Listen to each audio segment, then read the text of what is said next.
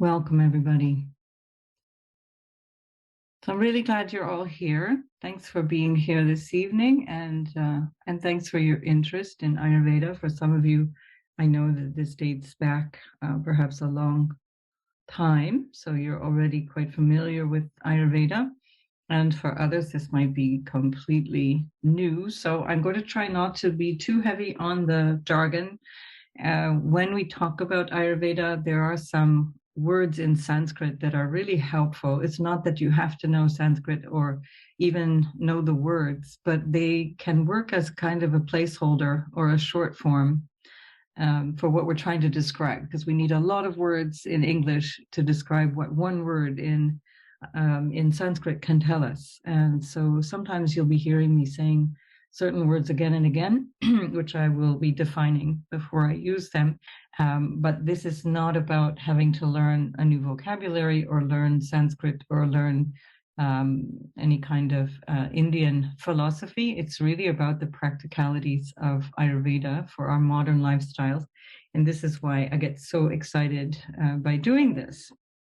Let's just see what it is that this is all about. We have a sort of an agenda here. This is me prior to doing Ayurveda as a lifestyle. So we're going to have a look at why we're all here. And we'll look also at what Ayurveda actually is, and then why we should even do a cleanse. This is, I think, a really important question, because it's actually something that is really easy for maintaining your good health for a very, very long time. And I'll show you how, by doing these kinds of short-term assessments of your own health and then going through a cleanse, is going to stop the symptoms growing and moving towards illness. So this is really why we do all of this. And then I'll give you kind of an inkling of what you can expect within a month of working on yourself and working in the group.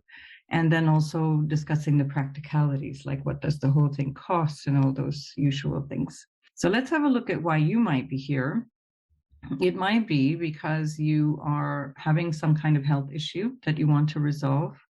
There might be something that is just nagging at you and you're not really sure, or it might be something quite specific that you may have even been diagnosed with. And we can work alongside a medical diagnosis. And without interfering, I would want to know, obviously, what is going on in your health diagnosis.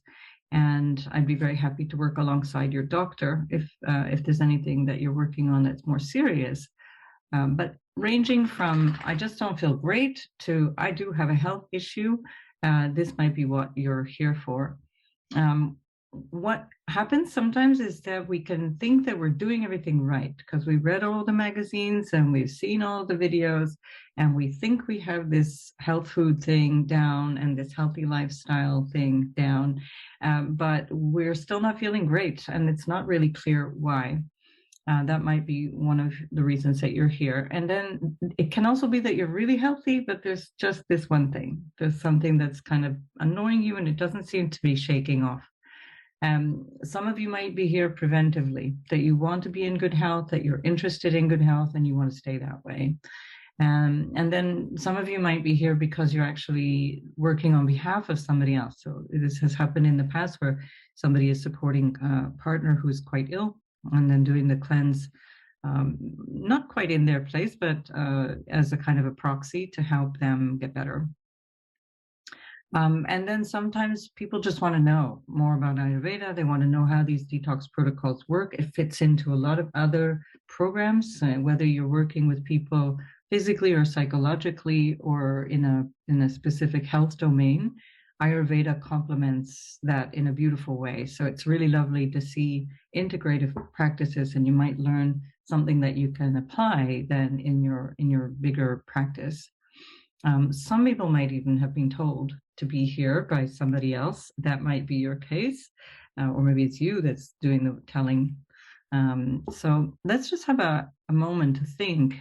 If you think of whatever it is that you're here for, and however it is that you're feeling right now, or in general these days, just imagine what your life would feel like if you really had good health right now. If your health were better, it was just not an issue, if you felt like yourself again, And what would be possible for you? What would be the thing that you would start to feel good about, that you'd like to do again, that you'd like to achieve?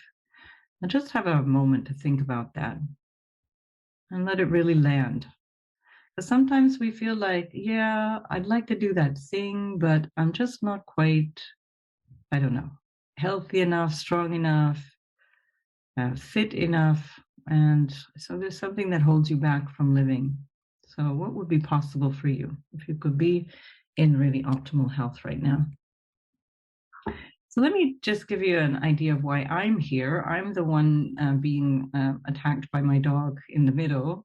That's my daughter Layla and my son Max on either side. That was last week when they were here visiting. I'm here because Ayurveda has helped me get over just an extraordinary number of health problems from many, many years ago already, 30 years ago, with massive food intolerances, which was really a kind of an eye-opener.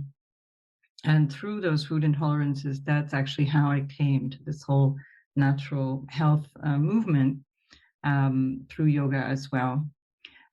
So skin rashes erupted, all kinds of crazy things just kind of appeared out of nowhere, seemingly out of nowhere. Chronic fatigue, I had that for a very long time, especially during a period of about a year and a half where I was in a really deep burnout. And the solutions that other doctors were giving me were just ridiculous. They were implying that I was depressed and that required some kind of medication. And I knew very well that my body was struggling and that's why my mind was weak. And that's why I didn't have motivation. I didn't have this kind of get up and go for anything for life. I didn't dislike my life. I didn't feel depressed. I just felt like I couldn't get anything done. Poor digestion has plagued me for most of my life. I would even say including childhood. I had a very bad, typically sort of North American diet.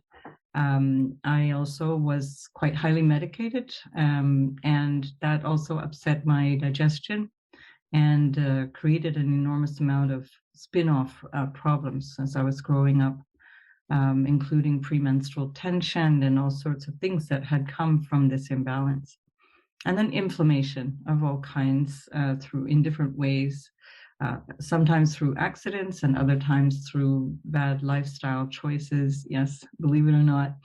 And so Ayurveda has helped me through all of that. And I have to say that I was one of those people who was I thought everything was on board, everything was right. I was doing the thing that I was supposed to be doing to be well. And I just still couldn't get it right until I really started to get clear what my personal needs were. And so this is where Ayurveda excels. It's where we really start to learn specifically for ourselves what it is that we need to do. And my health is good. My health is usually really, really good. That's very fortunate. I put a lot of time and investment of energy into being well. But there's always something, that's the thing about life. We're always going in and out of balance. It's not like we attain some kind of summit of perfection and it's all done. Alas, that's not the way this physical existence works. And so there's always something. And so it's just always about having to learn more about myself in this moment. For example, now I'm 56. A couple of years ago, maybe more than a couple of years ago now, I went through the menopause, and that changes the whole playing field. So all kinds of things had to be relearned and learned about what it is to be in this aging body. And so your body is constantly evolving, so is your mind, so is your life situation, and therefore you're having to adapt yourself. So it helps me a lot to follow an Ayurvedic lifestyle. And then especially I see the results in my clients, in my friends, in my family. You see my kids with their shining faces. They've been harangued their whole lives with all kinds of great advice. And mostly they take it, which is quite good, sometimes not. But it's okay. And as I like to say to my clients as well, if you're doing things right 3/4 of the time, or maybe 80% of the time, you'll be fine. So the rest of the time you can go out and do whatever it is that you like. And it won't be too bothersome for your health. So I also understand how this whole thing works. I know how to get you from A to Z and get you from the place that you're in right now to where it is that you want to be over the period of time that we work together. And that's something that is born of experience, of direct practical experience, as well as a lot of training over 25 years, particularly following Dr. Vasant Lad, who's my direct teacher, Dr. David Frawley, Bamadeva, who is also previously a direct teacher. I don't really see him much anymore, but more for practical reasons because he's in Santa Fe and I'm in Belgium. And then many doctors in India who I've come across over many, many years. I used to invite Ayurvedic physicians to come to Belgium and look after people when I had a yoga center. And even when I didn't, they would come and sit in my living room. So this is old stuff for me, and it's part of very much who I am. So Ayurveda itself means the knowledge of life. Ayur is life, Veda is science or wisdom or knowledge. And so it's a complete mind-body medicine. There's a holistic system that incorporates not only ourselves, this physical appearance of separate self, but also how we integrate into the environment around us, what we do every day, how our daily habits might be supporting or not our good health. Our diet plays a huge role, you'll find out, and our personal goals. So some of you have goals that are going to be very different to others. A person, for example, who is on the verge of retirement and just wants to maintain good health for a happy life going forward is going to have very different requirements to somebody who has a dynamic, very busy job and perhaps children at home that they have to look after. So your personal goals are going to determine also how we go forward in this, in the program.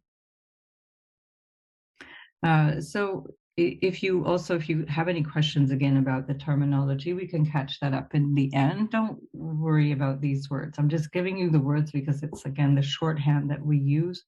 And it ends up being very practical not to have to keep mentioning all the stuff that it represents. So essentially, some of you may have already heard these words, Vata, Pitta, Kapha. The technically correct way to say it would be Kapha because it's Sanskrit and there's no f sound in Sanskrit. The f sound crept in from Persian into Hindi, and so we say Kapha as well in English. And so Vata, Pitta, Kapha are the three basic constitutional types, as well as the names for the imbalances. So we're not going to go deep into the different degrees of each of those. There are different subsets of each type according to the 7 different tissues. There are also 7 different subsets of each type. We don't need to know all of that stuff. We're going to use as a short form Vata, Pitta, Kapha, imbalance, and we'll start to understand that as we go forward.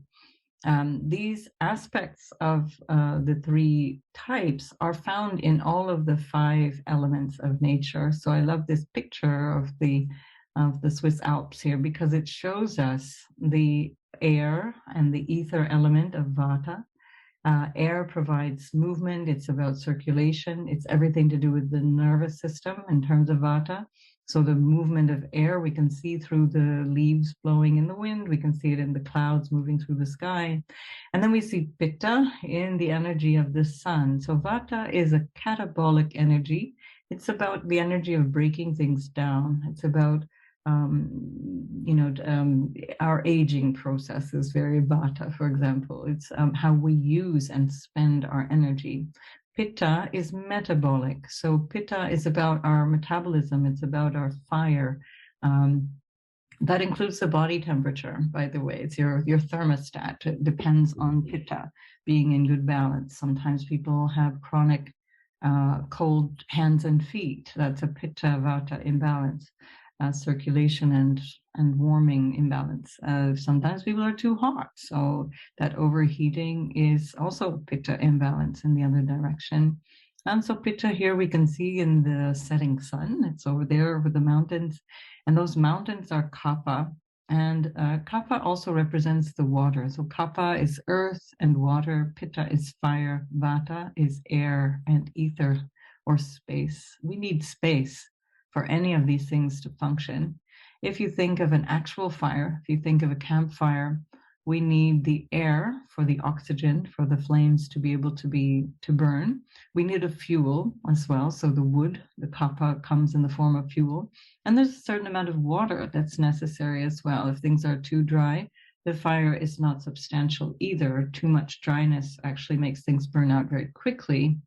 And if there's too much water, then we also dampen the fire, and we aren't able to even light the fire if it's too wet.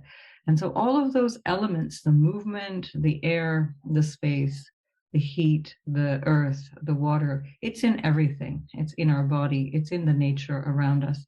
It's even in the quality of our mind. So we'll look at that as we go through the course. We're not going to spend too much time on that tonight, but these things will start to make more and more sense to you in terms of your own experience of life, the deeper you understand them.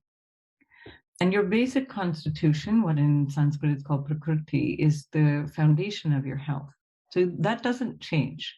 So the way that you are as a person, and the way that you are physically, and how you respond to immunity and cold and activity and disruption and so on, that's kind of baked in. It's like who you've come into this world to be on a physical, emotional level. So those things don't change. That element of yourself might be a combination of Vata, Pitta, Kapha. It might be a combination of two of those three things, or it might be predominantly one of those three things. Most people are usually a combination of two with a little bit of the third one, but everybody's different in that way. Everything is possible. That current dosha, what we'll call the imbalance, or it can be termed like an excess, there's too much of something or not enough of it, is really where you are today. It's what probably brought you here. It's the way that you feel in your day-to-day life, and that imbalance, we use similar terms for the constitution. So what we're trying to do when we bring you back to balance is we want to bring you back to the place where you feel normal. So for example, my type is Vata Pitta, or Dr. Ladd thinks I'm Pitta Vata. Let's say it's pretty much the same thing. So the way that it's done in Ayurveda is that you calculate 3, 2, 1, or you give up to 3 for each one. So I'm 3 Pitta, 2 Vata, 1 Kapha. That means I don't have a lot of Kapha. So what does that mean? It means that I don't have a very heavy body. I even if I gain weight, and there have been times in my life, for example, during pregnancies or times when I was in university, I put on that first year 15 and pretty much kept it the first 4 years of university. That is still not really a kapha body type. It's a kapha imbalance. So it's still me being Vata Pitta or Pitta Vata, but with a kapha imbalance. So that density is only temporary. And when I come back to balance, then I come back to my nature of this Pitta Vata dominance. So that means that there's a quality that I have that is just who I am. It's never going to change. Just as a social aside, this is something that is quite sad in many cases in our social conditioning nowadays. The ideal sort of fashion model or person that you see on television, for example, tends to be a Vata type, very thin, very tall, very elegant and long limbs, very easy to decorate with clothing and so on.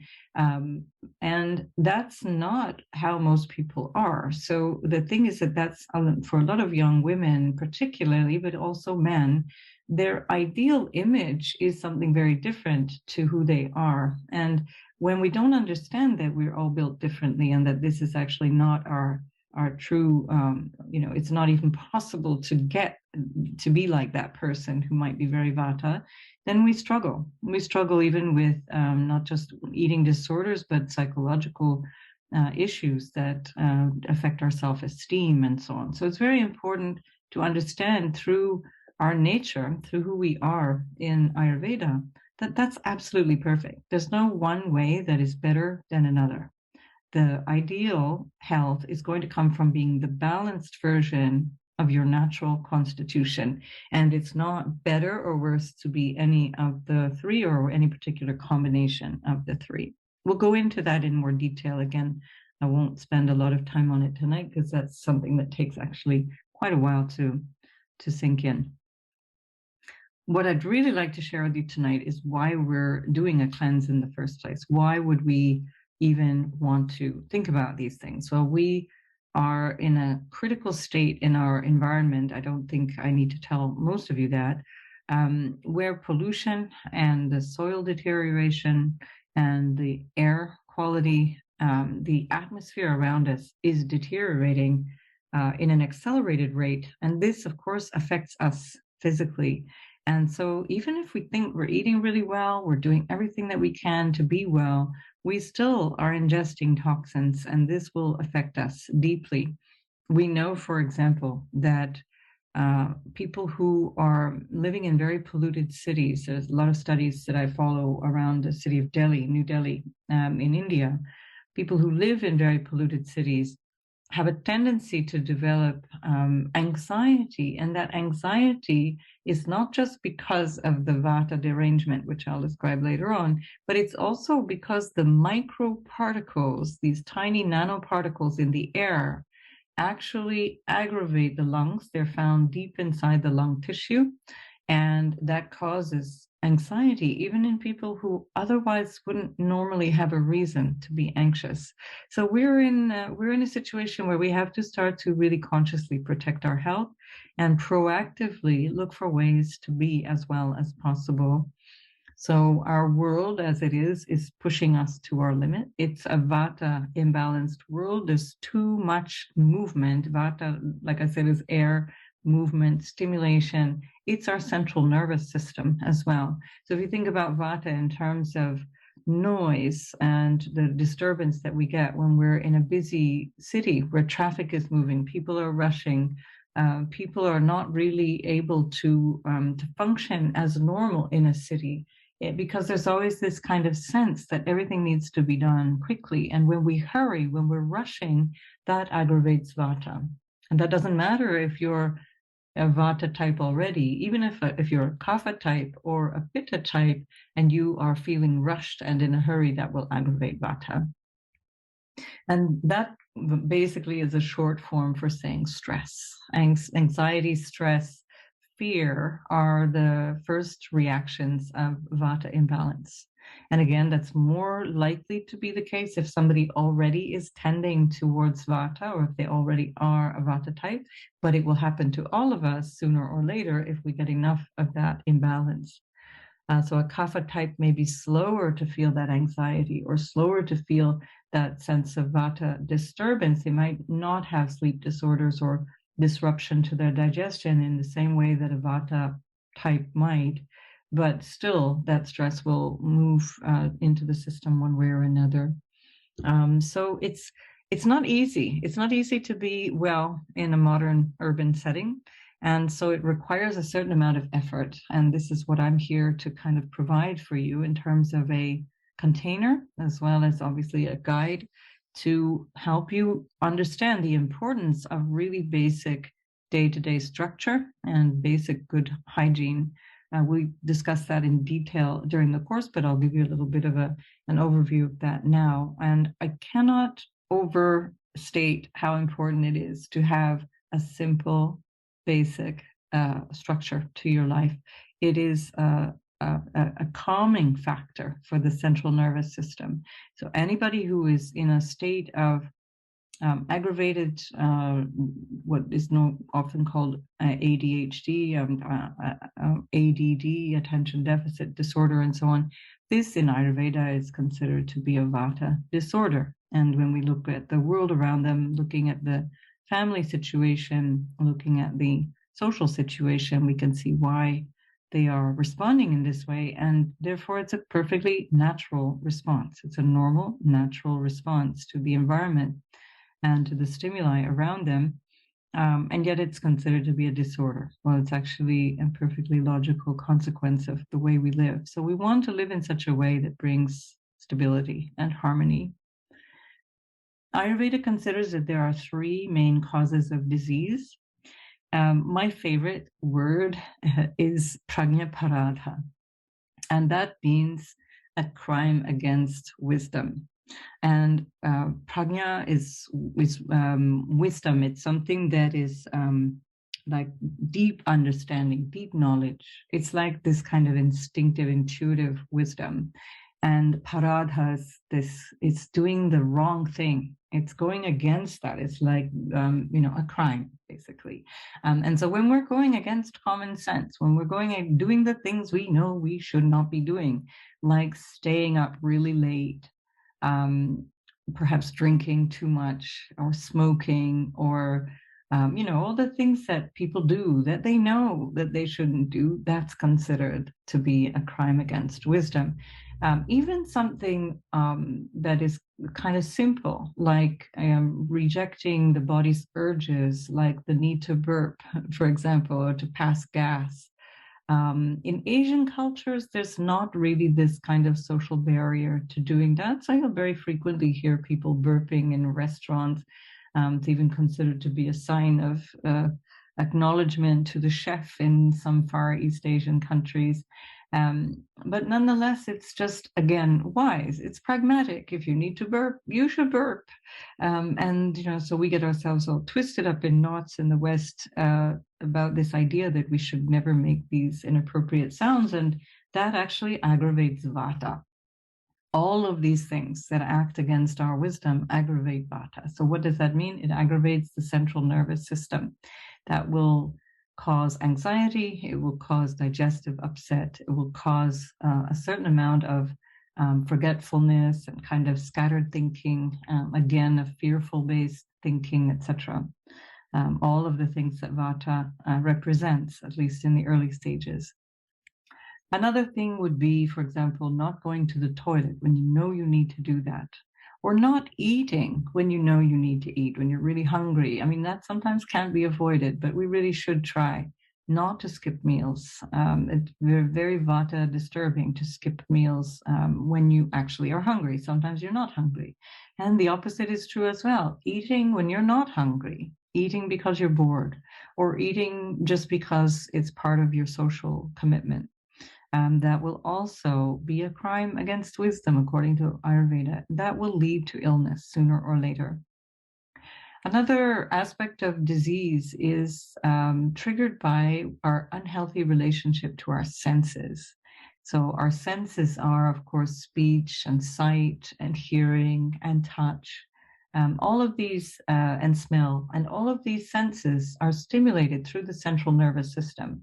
And when they're overstimulated, meaning that there's an addiction, or there's just even temporarily too much of one thing, like, for example, going to a loud concert where the music is so loud that it really aggravates your hearing, all of that will cause some kind of imbalance. Sooner or later, that imbalance turns into something more severe. If it's only every now and then, it's not such a big deal. For example, people who have a craving for food, that's, first of all, evidence of an imbalance. So we can see the imbalance in what it is that the person is craving, how they're craving the food. And also it is going to cause an imbalance when a person has cravings.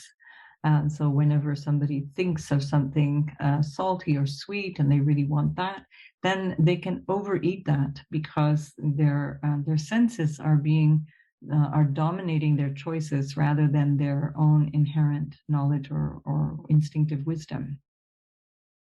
Eyes, overstimulation of the eyes is another thing. So looking at your screens too much. And so I have to apologize right here for making you do this again for another hour or so, because this is, again, part of the craziness of our modern life, is that we spend so much time on devices, especially in the last 2 decades, where they have become omnipresent, unavoidable in our social lives and in our working lives. So too much watching of the screen, whichever screens they are, is going to overstimulate the central nervous system, cause an imbalance, and that imbalance can be, again, physical as well as emotional. And then an improper adaptation to seasonal changes. This is really important because although the weather will change, and we can sometimes feel like when the weather is one way, we want to eat something, we don't feel like eating it when the weather is another way. But if we persist in doing the same thing all year long and we don't change with the seasons, we cause imbalance. So that's another way of looking at our society and seeing that what is expected of us is the same degree of performance, the same level of energy and enthusiasm all year long, regardless of the month of the year, whether it's July or December. You're supposed to be putting in the same productive output, same amount of effort.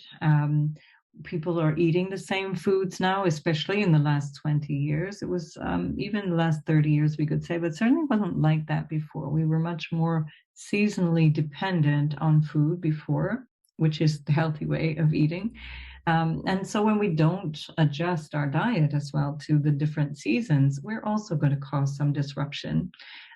People nowadays kind of mock people who are fussy about eating seasonally as a food snob, for example. I invite you all to become a food snob, because actually that will also contribute to your health if you really are fussy about the quality and the provenance of your food, and you eat things that come from local farmers, from even your own backyard if you're lucky enough, coming from places that are not too far away, at least, a few 100 kilometers, not thousands of kilometers away, then you'll find that your diet is pretty good. And also in the same way, trying not to eat things that are raised in glass houses, for example, like salads in the middle of January, strawberries in the middle of January, all of those things anyway have no flavor and very little nutrition. When the flavor is lacking, so is the nutrition, and it's not what your body wants, actually. So it's what the mind wants. It's not anything to do with our good health.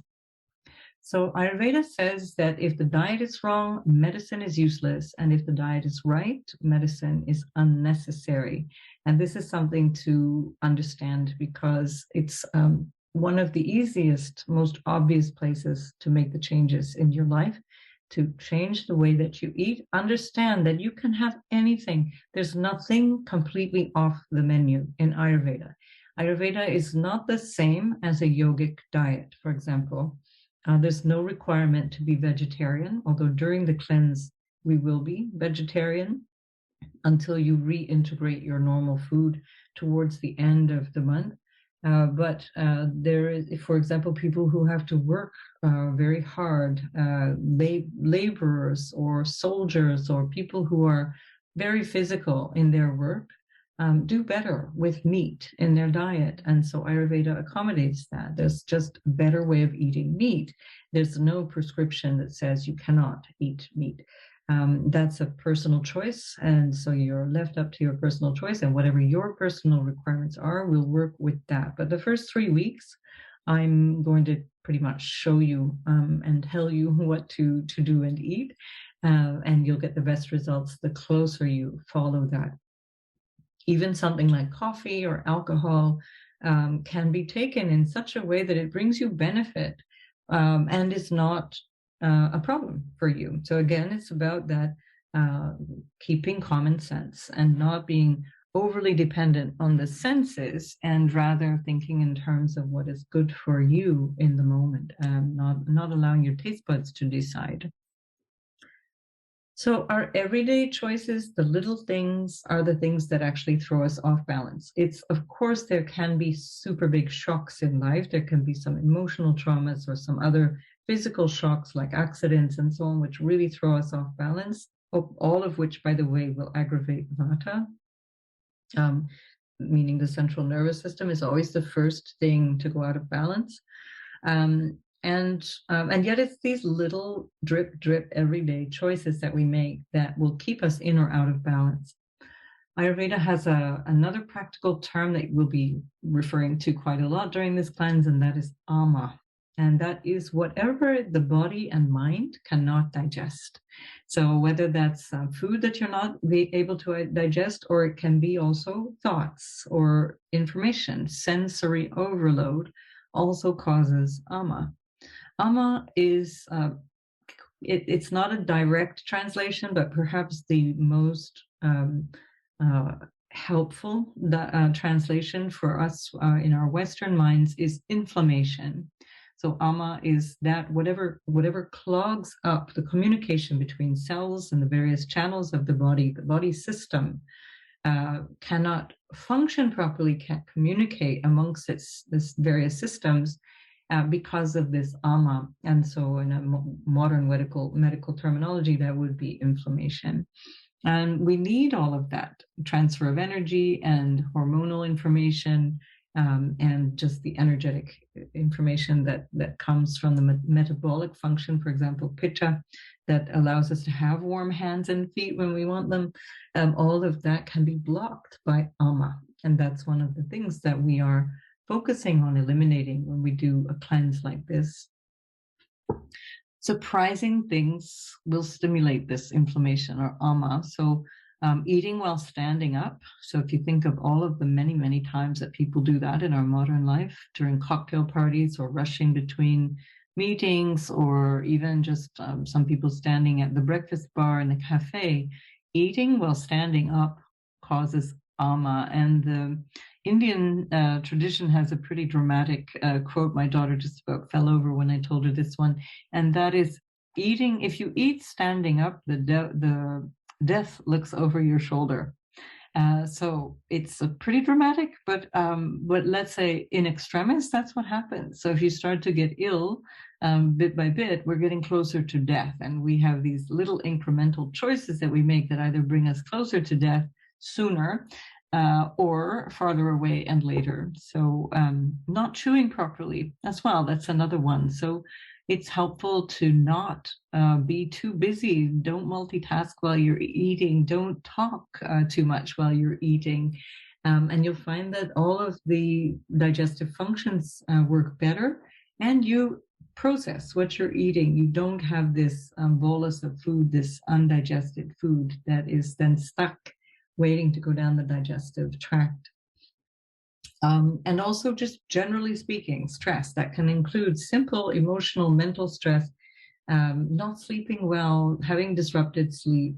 All of these things are causing problems in our general well-being. Ama is the cause of the sort of initial phase of disruption in our health. So you see how disturbing our modern way of living is. This is what it is that we're going to have to use our courage and individuality to shake off.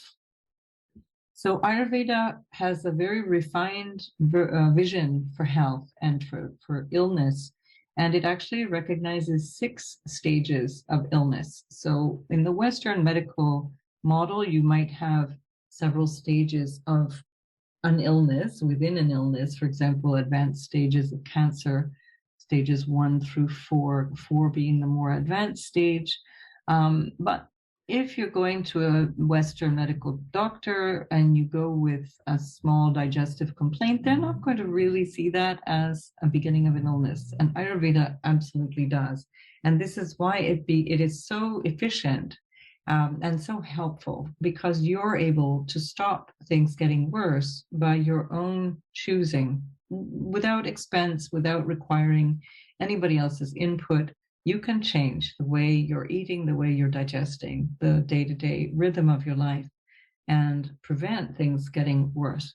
So the first stage of illness, according to Ayurveda, is accumulation. And this is where things are only starting to go off. And it happens because, of course, of poor digestion. There's some ama accumulating. And vata imbalances will then eventually lead to pitta and kapha imbalances.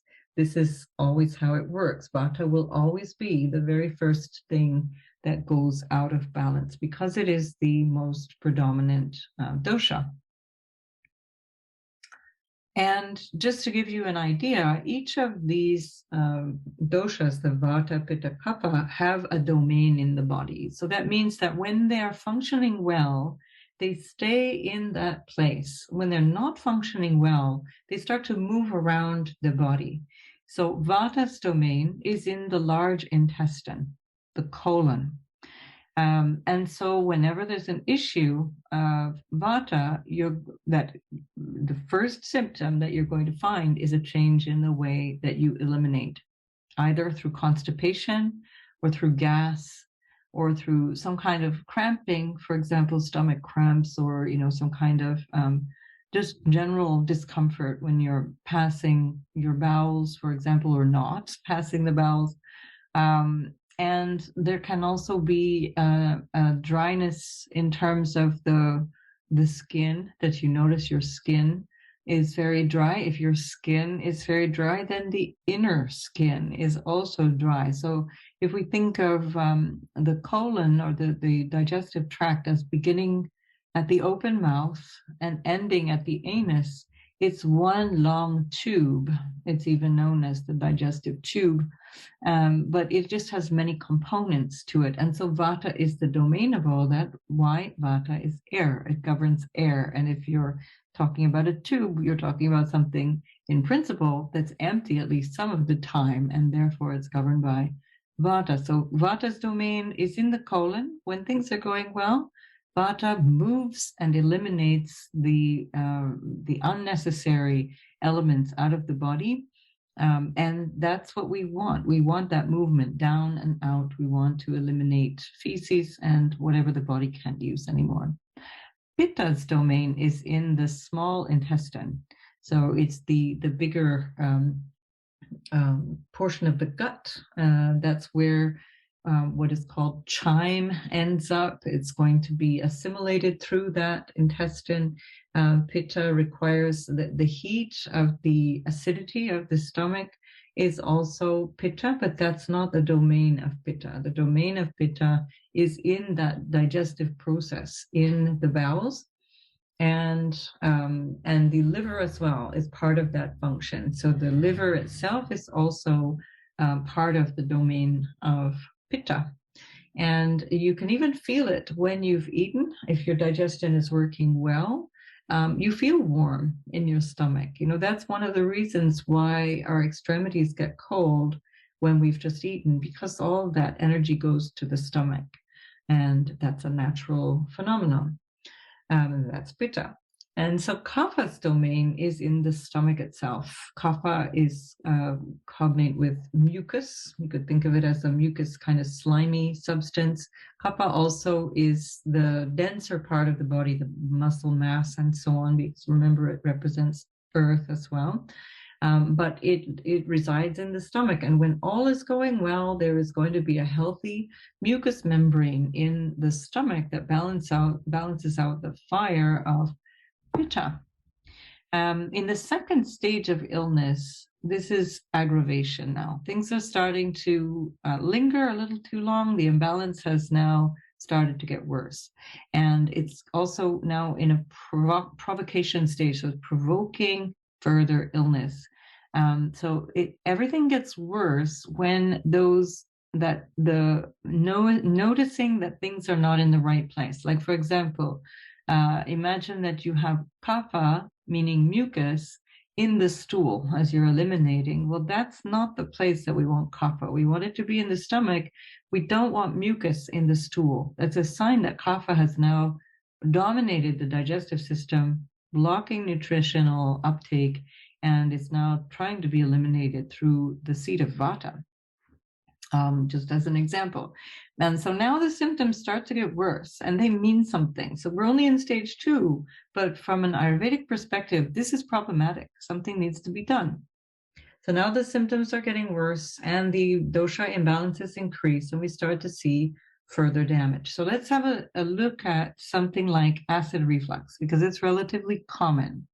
So in the context of acid reflux, your stomach acid, which is Pitta, remember, it's powerful enough to actually burn a hole through your stomach.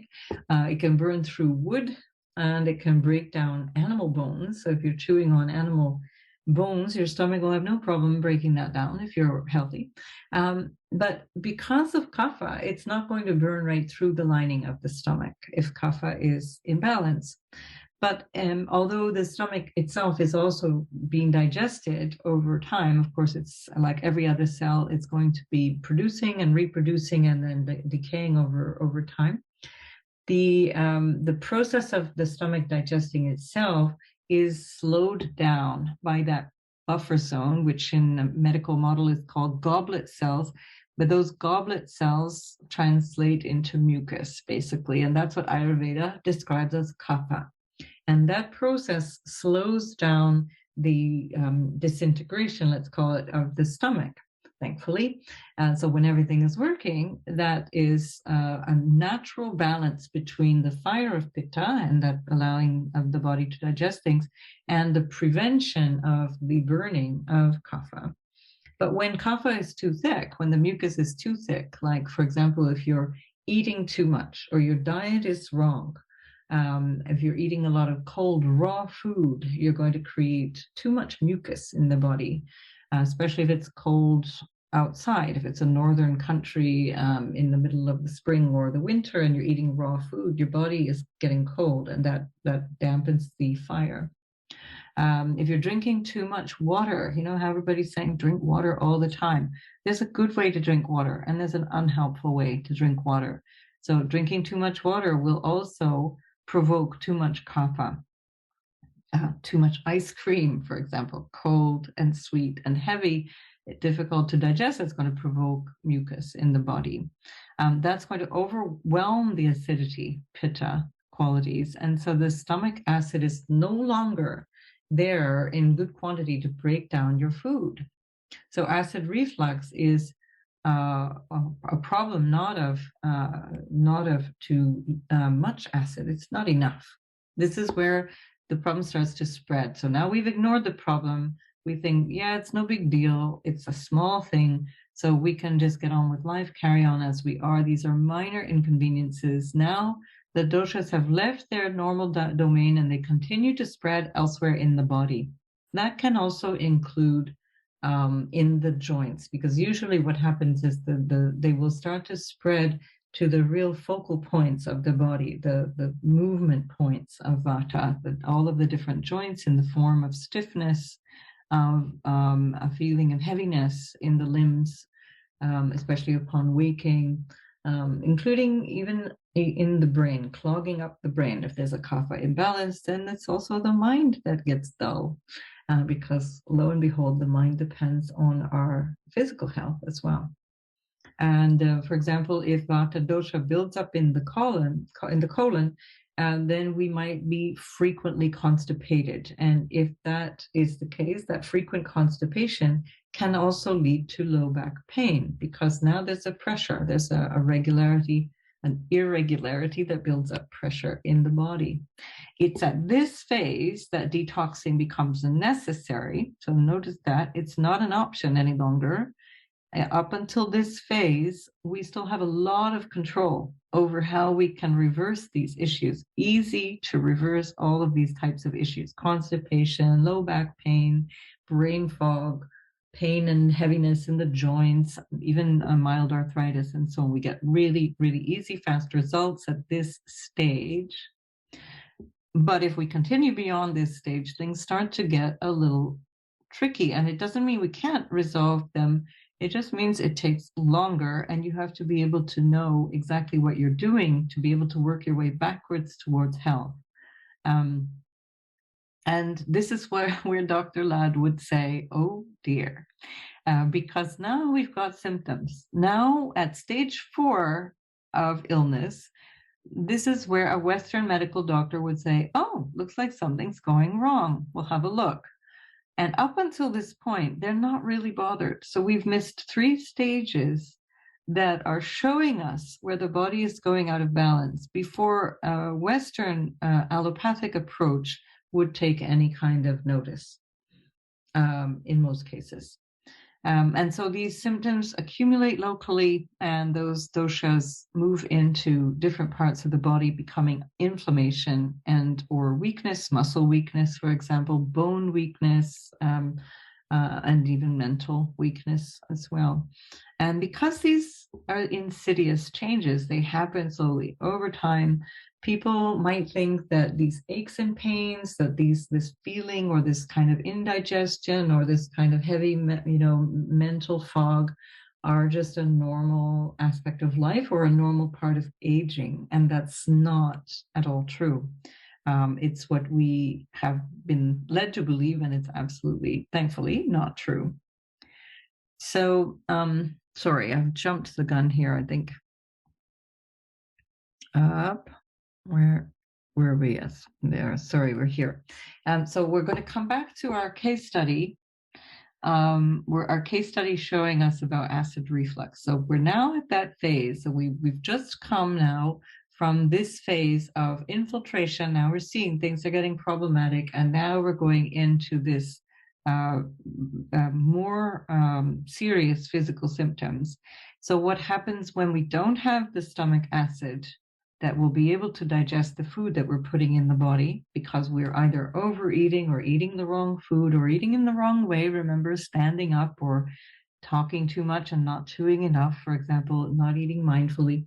So all that food that's undigested sits in the stomach for a longer time.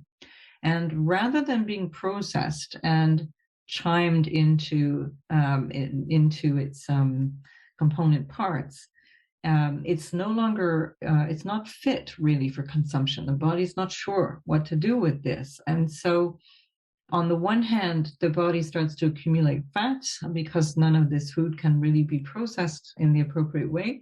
And on the other hand, the acidity, the little acid that's actually in the stomach, is now being crowded upwards into the esophagus by the contents of the stomach that's just lingering there way too long. Incidentally, when we have these three types of foods that nourish us, we have the proteins, the amino acids that come from proteins, and we have the carbohydrates that come from fruits or vegetables or actual fast food carbohydrates, sugary carbohydrates. All of those different aspects of our nourishment require different processes of being broken down. And for example, with the carbohydrate we see in the image here, it has to start in the mouth. So carbohydrates they start their digestive process by chewing in the mouth.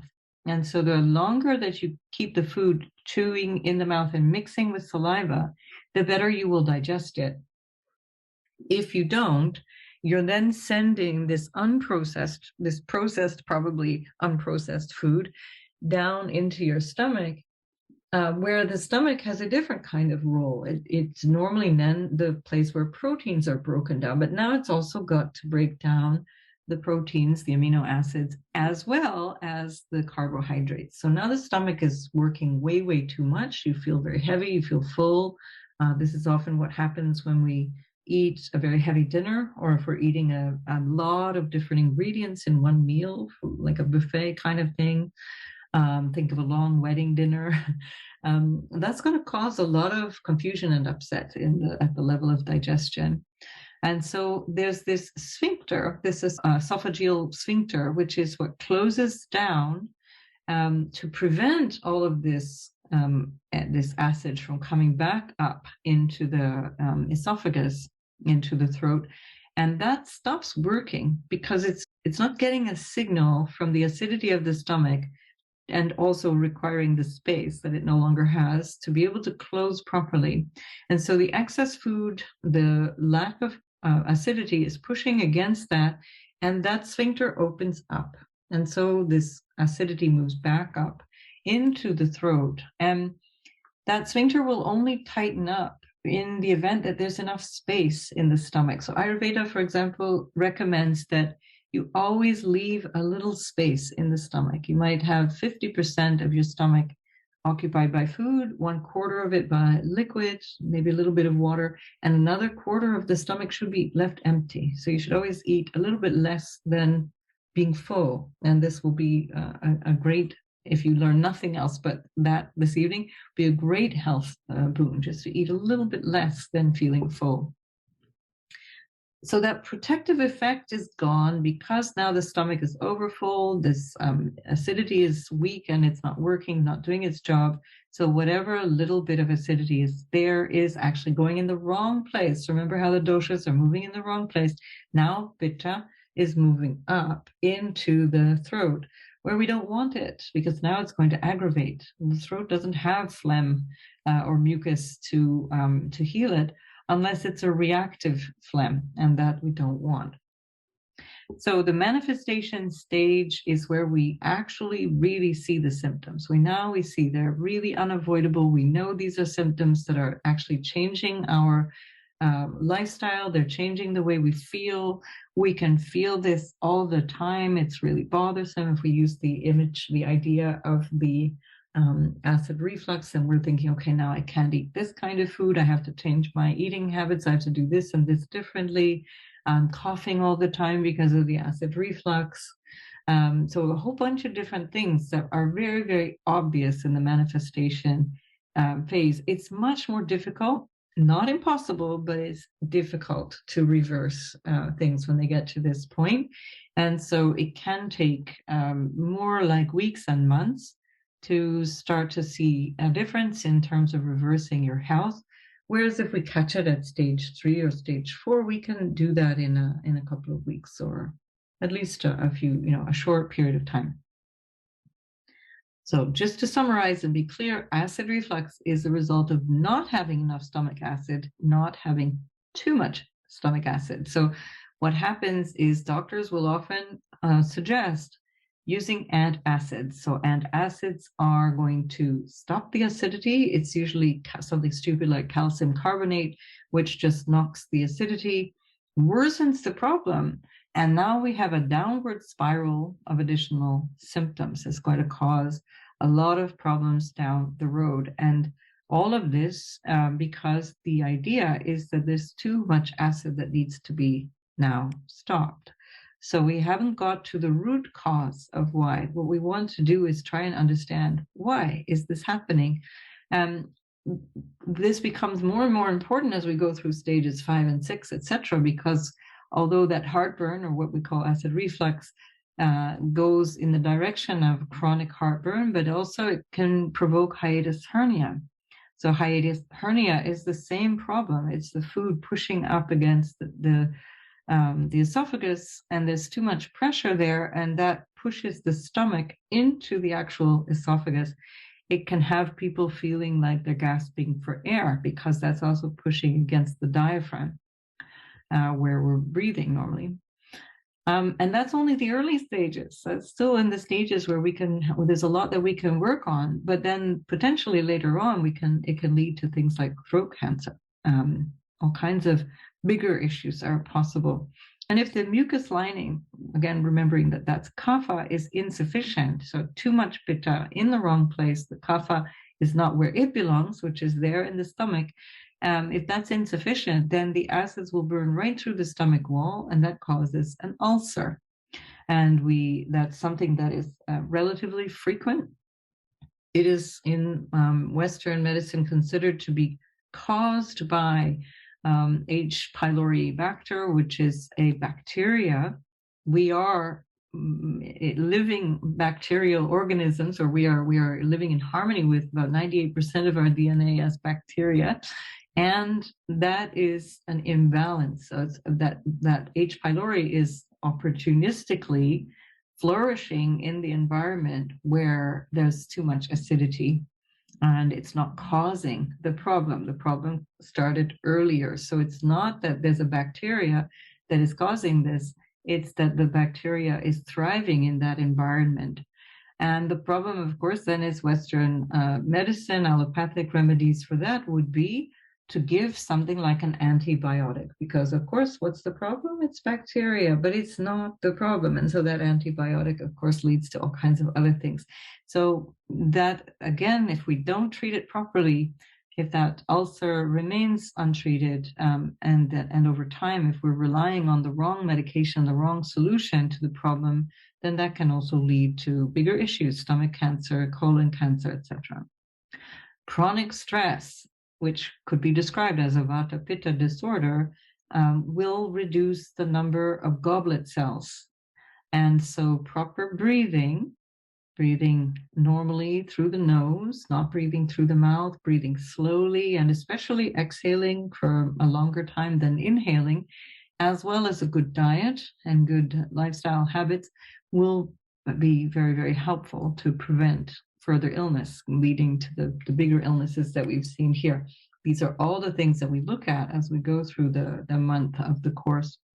Once we get to the structural distortion phase, the final stage of real disease, this is where things are chronic, very disruptive, and in some cases considered not able to be treated, depending on when, at what point they're caught. And so this is where major autoimmune problems come from. We know very, very much now, there's an absolute agreement that autoimmune diseases are coming from improper balance of the bacterial flora. The digestive process is at the root of the problem. And this is what Ayurveda has been trying to describe for thousands of years. That the very, very first place to heal is the gut. We must heal the balance of the stomach lining, the gut, the colon to become well. And all diseases originate in the gut, according to Ayurveda. And so we have a lot of wisdom here that we can work with. We can work with it in a way that allows us to be very pragmatic and also to be very empowered as individuals, which I find very exciting. So Dr. Ladd, in one of his books, he's also a lovely artist, and he drew this diagram which shows us at the upper left the initial provocation, the initial cause of the imbalance. He's referring to this as a kind of a drip, drip, drip of a leaky tap. And that is where Vata dosha starts. So some imbalance, it's probably due to lifestyle, probably due to nervous disorders in the form of stress, in the form of doing too much, not eating well, not eating the right food, etc. That moves into then the colon, that accumulates in the colon, and it spreads, and that spread then moves throughout the body in all different directions. We won't go into all the different possibilities. They are myriad. And then it will always just deposit in one of these sandhya places, in one of the places where things move, like the joints of the body, or the organs that require some kind of movement, like the heart, for example, the blood circulatory system, the lymph circulatory system, and so on. And that's where the symptoms manifest. And then eventually, because of that dislocation of the original dosha, we now have complications that lead to deterioration. So all illness begins and ends with vata, some kind of vata disruption, which leads to a vata deterioration in the end. Okay, after all that bad news, what is good health? There is a thing, according to Ayurveda, that describes good health. It's the only medical system in the world which also includes good health as part of its description. And the Western medical model entirely is founded on symptomatic problems with health. Ayurveda is focused on what is good health and how do we then move our way towards that. So good health looks like our friend here on the left of the screen. He is a sadhu who I met in India in a wonderful temple up in Guptakashi in Uttarakhand in the north of India many, many years ago, about 15 years ago, maybe 16 now.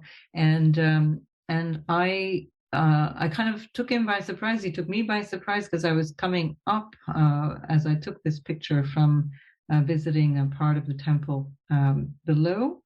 And it's hard to describe this person's energy. Just radiant. We can see it to a certain extent in the photograph, but the photograph doesn't do it any justice. And here's a person who is clearly an elder. I have no idea how old this person is, but he's very clearly an elder. And therefore, normally in culture, we expect that people who are getting older, they will eventually start to deteriorate. And hang on, I'm just going to mute somebody who seems to have been unmuted. So I'm going to mute you all. Sorry. And so he is, I think, my poster boy for good health. He reflects what we call Ojas in Ayurveda. So Ojas is vitality, good immunity, it's vibrancy. So here's a person probably in his late 60s, early 70s, and very dynamic. He's squatting there very comfortably, moved around, walks hundreds of kilometers every week, walking from one place to another in a kind of constant pilgrimage, eating very little and thriving. You can see in the eyes, you can see in the general disposition of the face, he's not a stressed person. He's emotionally balanced. And this is a wonderful symbol of good health. So the actual description that Ayurveda gives us is that you have regular bowel movements and good digestion. You feel light and energetic. You have clear eyes and skin. Also, having a good sense of self, your own discernment, your own sense of what is right and wrong for you, and a good intuition. Good health is not just physical, it's also about your relationship with life around you and how you feel psychologically. If you're in good health, your mind and your body are in the same place. You feel quite aligned. There's an overall feeling of basically being content with life and happy independently of whatever's going on outside, because that happiness is your state of mind. It's who you are. And the circumstances you recognize are coming and going. And so that aspect of Ayurveda, we will touch on as well in this month coming, which is about how to be more resilient. That's mindfulness is another aspect of Ayurveda. It's not you, that word is not used as a more modern translation of the understanding, but this point of view, the psychological and emotional point of view on life is exactly the same.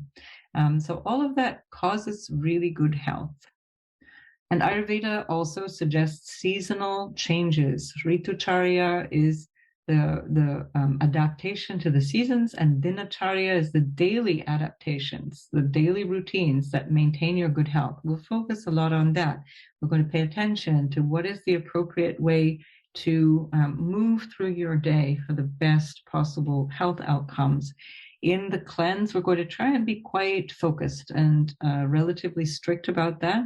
As you go through the rest of your life going forward, we'll try and adapt towards the end what is possible for you in terms of a little bit of daily exercise, a little bit of quiet time, some contemplation, meditation, breathing time, proper meal times, proper activity times, proper work times, proper rest times, all of those things we're going to look at.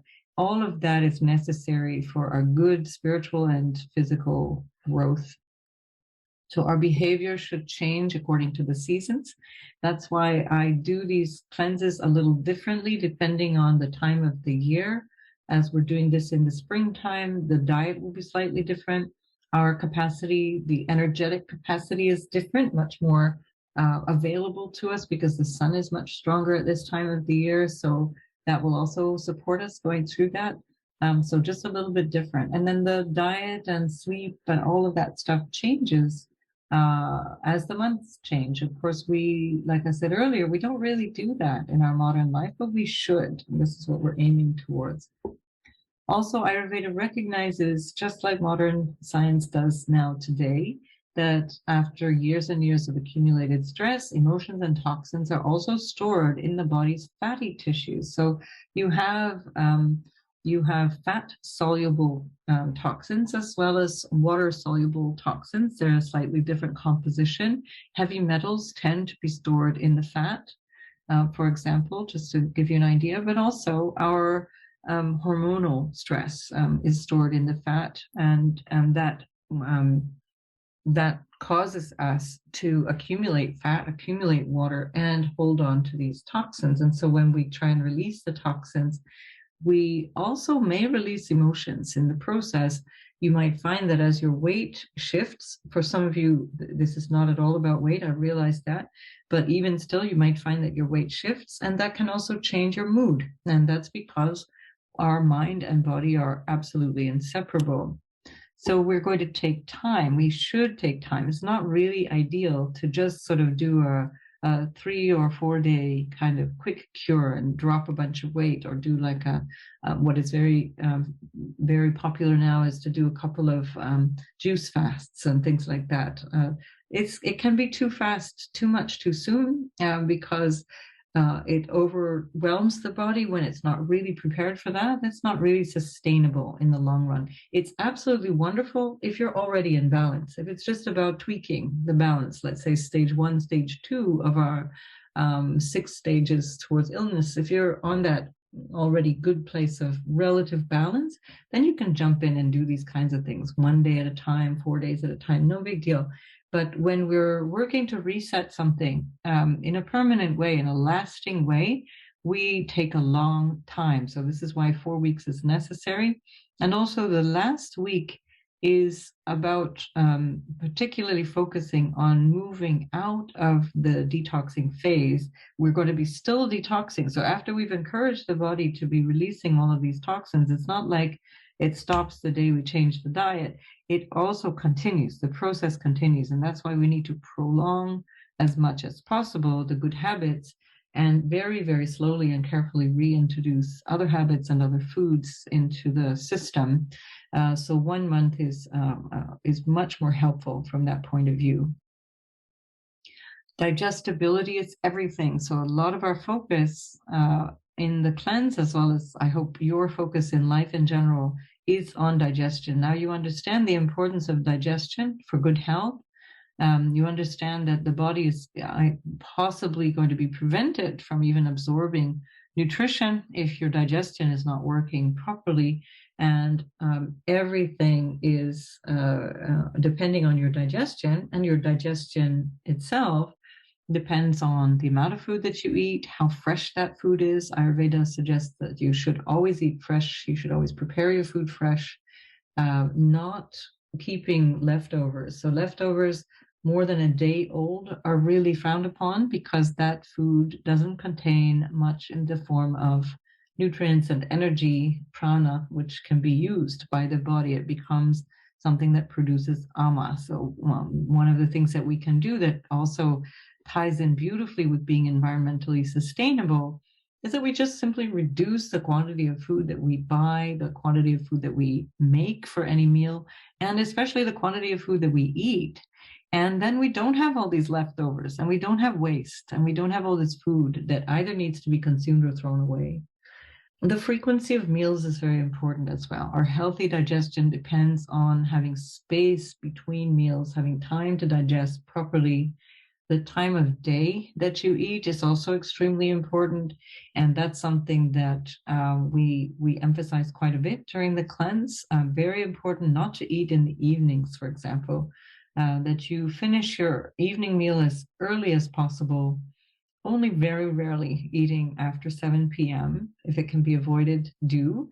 And you'll find that your health completely transforms. And then your mood and attitude when you're eating. How do I feel when I'm eating? Am I stressed? Am I sad? Am I angry when I'm eating? Never eat emotionally. Just don't. It's going to cause your body all kinds of havoc.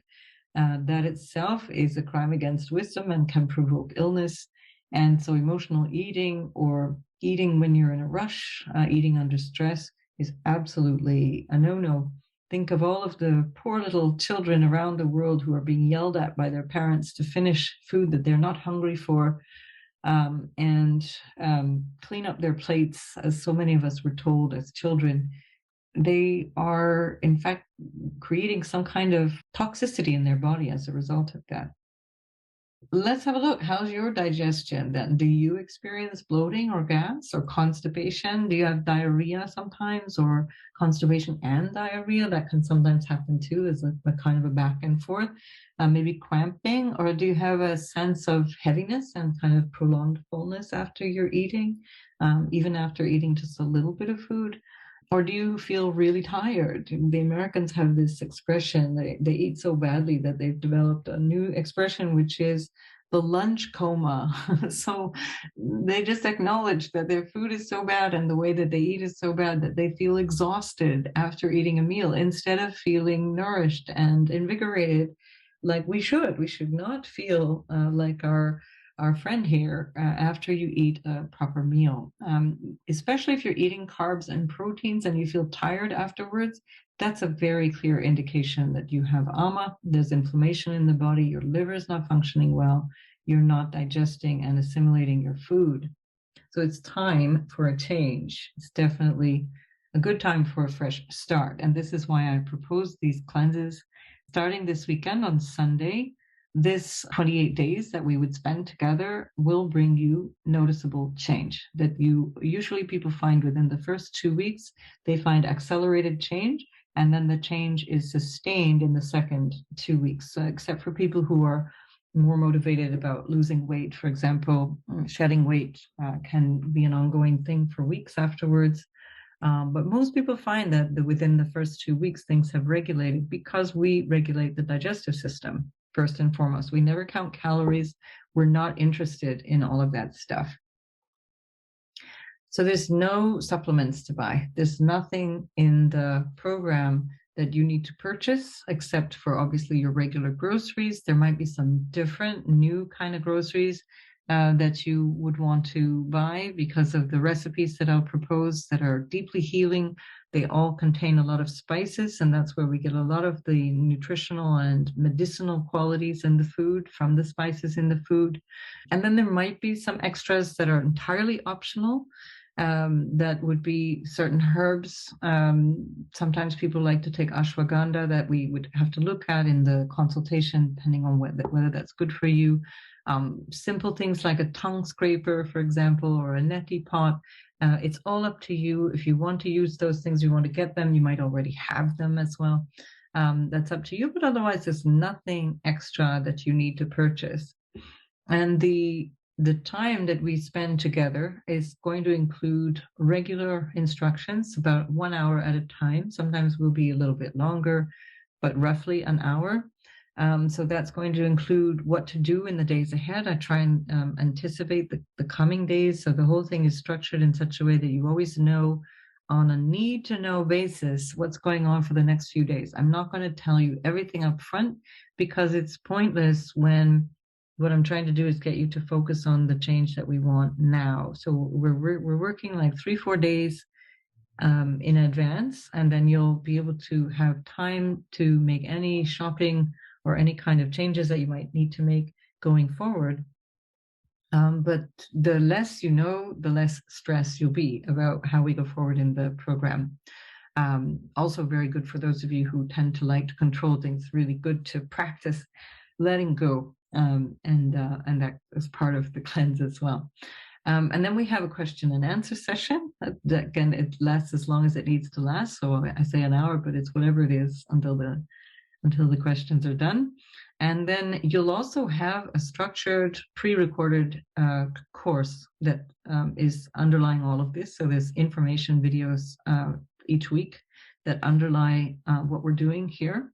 And those you watch in your own time. It's all supporting you in terms of information around Ayurveda, around the background to what we're doing, as well as the detailed instructions for certain things that we're doing. There are also yoga classes included, 1 hour each, 1 per week. I have some that are recording and then some that will be done live. And I especially want to do, there's also breathing classes that go with that.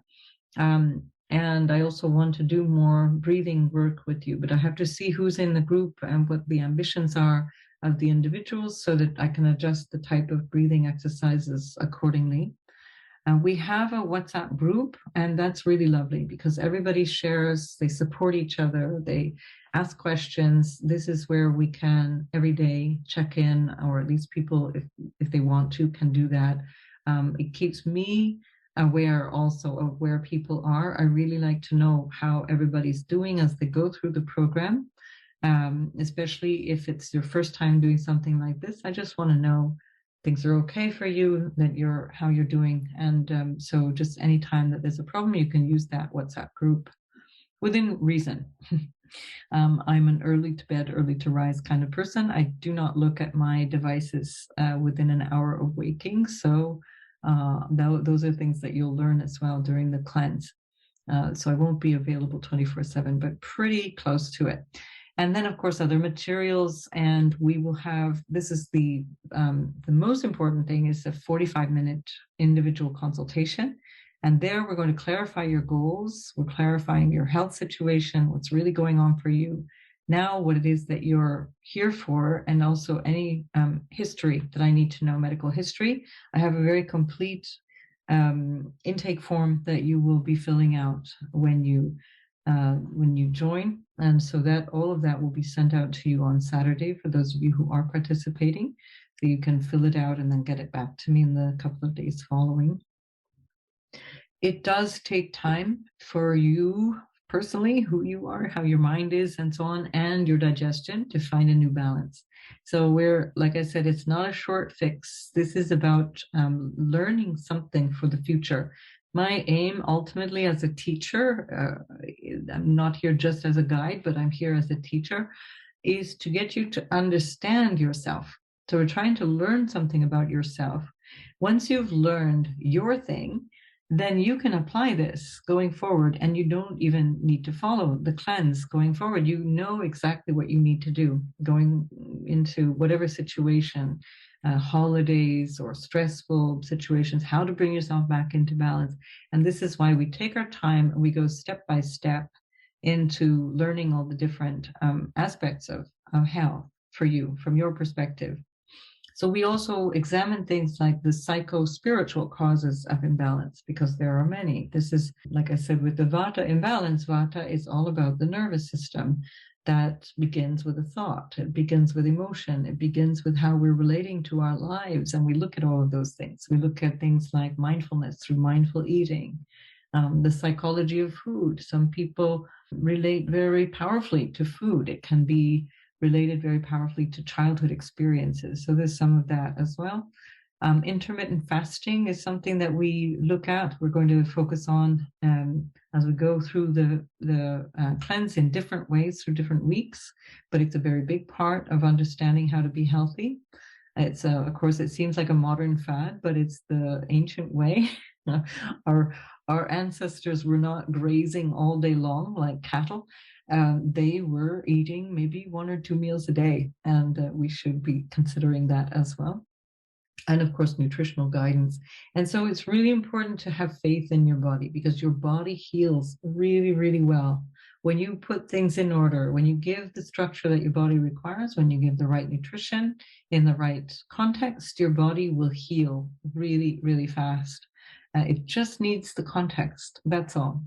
So we're beginning this cleanse on Sunday, and we move through the first week, in the first few days especially, more as a way of changing your current structure so that you can restructure your days.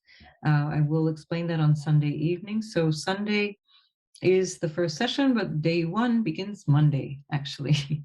And so day one will be when you first start to set up your morning routine and have your day start to shift and look very different.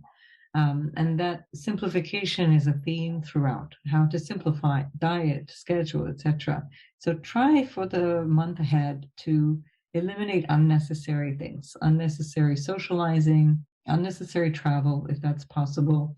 And of course, we'll explore all the different dietary changes and so on. You will already, just even from doing nothing but that, you will find huge benefit. So if you're not going to be able to do the cleanse with us, just keep that in mind, that simplifying the diet, simplifying your schedule, slowing things down brings enormous benefit. You don't have to always do everything all the time. Often we get dragged into things that we actually are not 100% motivated by anyway. After the first few days, we're slowly going to introduce eating less often and try to squeeze the meals into a window of time. Is actually more appropriate to call that time-restricted eating, but intermittent fasting is another way that we can call this. And we're also going to look at the different diet, how we're going to go forward in the days coming. And the full moon phase, which is 2 weeks from now, we started the new moon. The full moon phase is when we're going to be at the peak of the cleanse, and in the middle of the cleanse is where we might be doing some kind of fasting. This is actually quite traditional anyway in the South Asian way of taking care of oneself spiritually and physically. one would fast at the Amavasya, which is the no moon day, as well as the full moon days, where you would have the opportunity to rest a little bit more, eat less, or eat only certain types of foods at the Purnima phase. And then finally, we start to reintroduce the variety of foods, and then especially focusing on what is the best way of eating foods in different combinations and different times, etc., so that you get the most out of food. And then by the end of the month, you should have a pretty solid established daily routine. You'll know how to rebalance yourself whenever necessary, and you will have especially a healthy and happy body.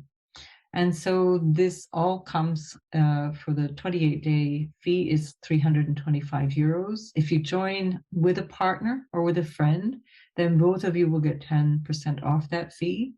I advise that, and many couples have done this in the past year. I've done this now just a little more than a year, 14 months now. And I've had several couples go through this, and it works really well, because people living under the same roof really support each other in the process of going through the cleanse. If finances are an issue for you, we can discuss that. We can do, for example, payment over 2 or 3 months, and so on. So just drop me a line if that's necessary. And you can register when I send you the email tomorrow.